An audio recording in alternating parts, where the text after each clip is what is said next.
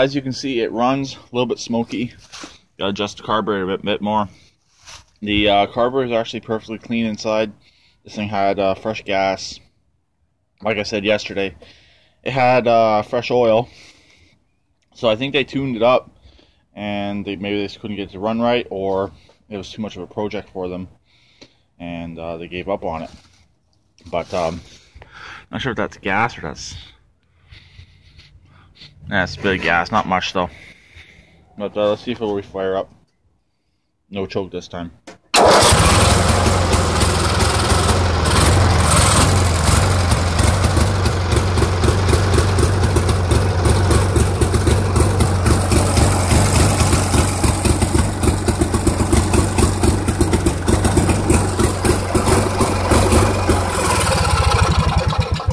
That's actually water on top of the carburetor. What happened was the main adjustment screw on that side of the carburetor right down there was way too far out, and it kept on flooding itself. And so I pulled the plugs are brand new in it as well. So I believe it has a brand new coil. The wires seem in really good shape. They're a little bit dirty, but it seems like it may have a brand new coil on it as well. So, as you can see, I got a good motor. I couldn't fire it up last night. I adjusted it last night, but it was only 5:30, and it was pitch black out here. I was working by my headlight, and one on my head, not the tractor or anything. And I got it adjusted to where I think it should be. It probably could be adjusted a bit more, but as you heard, it runs. I do a little bit of rewiring. They originally had the main ground up here on right by the dipstick motor mount. They had the main ground, everything was grounding right to there. So I changed it around. Only thing that's grounding there now is the harness ground and the headlight ground. So I added a new positive going all the way to the back. It's a little bit long, but not a big deal. I also added a new ground. It actually has a transmission similar to my GT6000 in it. So it's a side drive, which isn't a huge deal. But so I added a new ground. The battery that's in it's okay. Just needs the jumper pack just to help it out. I haven't checked the charging system yet, but as you heard, it runs pretty good. Solenoid's actually okay. It's a really, really ancient one. I don't know if you can see it in there or not. You should be able to. It's probably the original. It's an ancient solenoid, but it seems to be working okay. But as you heard, it runs. It's a little bit on the throttle. I think they may have buggered up the throttle linkage a bit.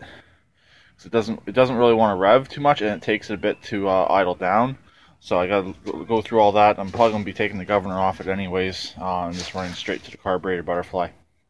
But nice thing I do like about these carburetors, you can take them apart pretty much in place and rebuild them pretty much in place. And the carb gasket was good. There was no debris in the bottom of the carburetor. Carb was clean, so that's also leading me to think that they went through the carburetor and everything, and they just gave up on it. But see if it'll fire up again.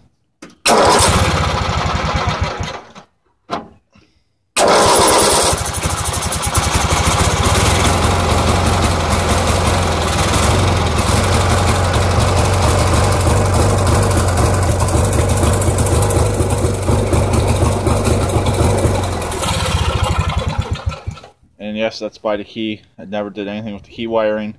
As you saw, you may or may not have seen, there's a little bit of gas that shot up out of the carburetor there. So it might still be running a little bit too rich, but we'll have to wait and see. I'll get that all adjusted out. So that's pretty much it on this. It runs.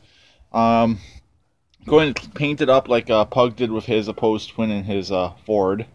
And get it all painted up. It sounds nice. To me, I think it sounds pretty good.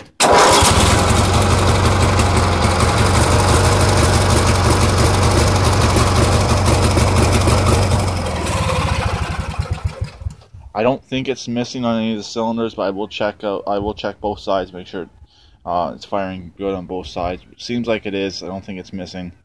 I don't hear no ticking, like the head gaskets are gone. But when I get into it, I'm gonna see if they may have did the head gaskets. I'm not sure. But the carb was loose. I could actually unscrew those 4 screws on the carburetor.